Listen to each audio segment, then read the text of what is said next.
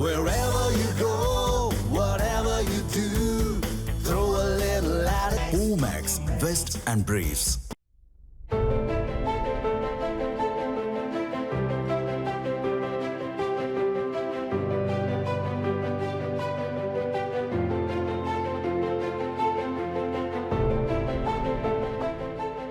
சேலம் மாவட்டத்தின் சுற்றுலா தலமான ஏற்காட்டில் 65 மலைவாழ் கிராமங்கள் உள்ளன.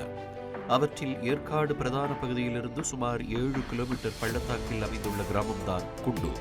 காஃபி தோட்ட வேலை மற்றும் கூலி தொழிலையே நம்பி வாழ்க்கையை நடத்தும் இங்குள்ள மக்களின் பிள்ளைகளுக்கு 5ஆம் வகுப்பு வரை மட்டுமே கிராமத்தில் பள்ளி வசதி இருக்கிறது. அதன் பிறகு கல்வியை தொடர 7 கிலோமீட்டர் தூரத்தில் உள்ள ஏற்காட்டிற்கு தினமும் நடந்து செல்ல வேண்டிய கட்டாயம் உள்ளது. இதனால் மாணவர்களின், குறிப்பாக பெண் குழந்தைகளின் கல்வி பல நேரங்களில் பாதியிலேயே முடிவுக்கு வந்துவிடுகிறது.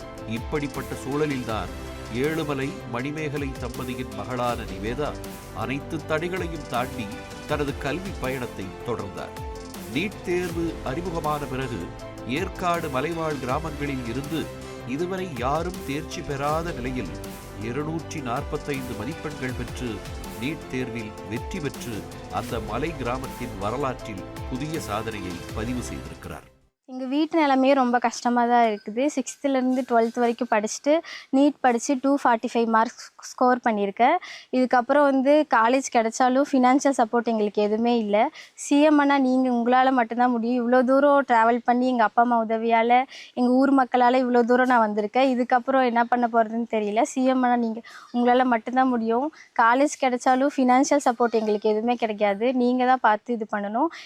எங்கள் ஊர்லேயே நான் தான் ஃபஸ்ட் டைம் நீட் எழுதியிருக்கேன். டாக்டர் ஆகணும்னு ஆசைப்படுறேன். ஊர் மக்கள் எல்லாரும் ரொம்ப ஆசைப்படுறாங்க. காலேஜ் கிடச்சிச்சின்னா கிளினிக் வச்சு எங்கள் ஊர் மக்களுக்கு நானே ஹெல்ப் பண்ணுவேன். நிவேதா 10ஆம் வகுப்பு வரை அரசு பள்ளியிலும் 11 மற்றும் 12ஆம் வகுப்புகளை அரசு உதவி பெறும் பள்ளியிலும் பயின்றிருக்கிறார். இதன் காரணமாக அரசு பள்ளி மாணவர்களுக்கான 7.5% உள் ஒதுக்கீட்டின் பயன் அவருக்கு கிடைக்கவில்லை. நீட் தேர்வில் வெற்றி பெற்றிருந்தாலும் மருத்துவக் கல்வியை தொடரும் செலவை ஏற்க குடும்பத்தின் பொருளாதார நிலையும் இடமளிக்கவில்லை. நான் குண்டூர் கிராமத்தில் இருக்கேன்னா ரொம்ப வசதியான இல்லை, ஒன்றுமே கிடையாது. இங்கே நெட்வொர்க் கிடையாது. இங்கே பள்ளிக்கூடம் போகணுன்னாவே 6 கிலோமீட்ரு 8 கிலோமீட்டர் ஆகும். ஒரு நாளைக்கு பஸ் வரும், ஒரு நாளைக்கு பஸ் வராது. நாங்களே கூட்டிகிட்டு போகணும். பாதி தூரத்தில் மழை வரும். மழை வந்தோடனே மரங்கரை சாஞ்சி விழுந்துடும். அதுக்கும் நாங்கள் நடந்து தான் கூட்டிகிட்டு போகணும், வரணும். எங்கள் மலைவாழ் மக்களில் யாருமே டாக்டர் கிடையாது. ஒரு டிகிரி வாங்கினே ரொம்ப கஷ்டப்படுவோம். அதனால் எனக்கு ஒரு சின்ன ஒரு ஆசை, பாப்பாவும் ஒரு டாக்டர் ஆக்கணும் அப்படின்ற ஒரு ஆசை. அதனால தான் நான் நீட் எழுதி வச்சேன். இப்போ நீட்டில் 245 மார்க் வாங்கியிருக்காங்க.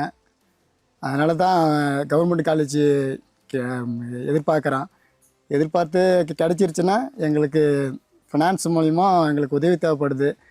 தமிழக முதல்வருக்கு இதுதான் வேண்டுகோள் வைக்கிறோம்.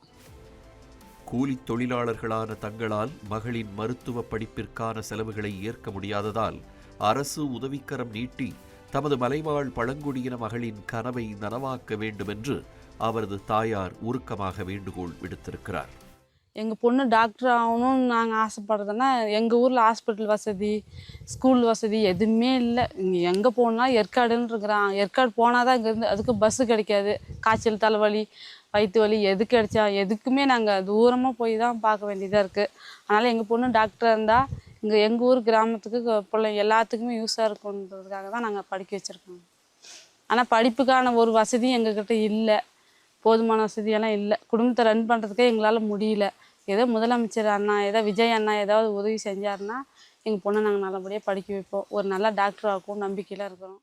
மலைவாழ் கிராமங்களில் இருந்து மருத்துவராக வேண்டும் என்ற கனவுடன் படிக்கும் பல மாணவர்களுக்கு நம்பிக்கையை விதைத்திருக்கிறார் நிவேதா. இந்த மலைவாழ் மாணவியின் மருத்துவ கனவு நனவாக அரசு உதவிக்கரம் நீட்ட வேண்டும் என்பதே அப்பகுதி மக்களின் ஒருமித்த கோரிக்கையாக உள்ளது. தமிழ் ஜனம் செய்திகளுக்காக சேலத்திலிருந்து செய்தியாளர் கண்ணன். தமிழ் ஜனம் சேனலை சப்ஸ்கிரைப் பண்ணாம பார்த்துட்டு இருந்தீங்கன்னா மறக்காம சப்ஸ்கிரைப் பண்ணிடுங்க.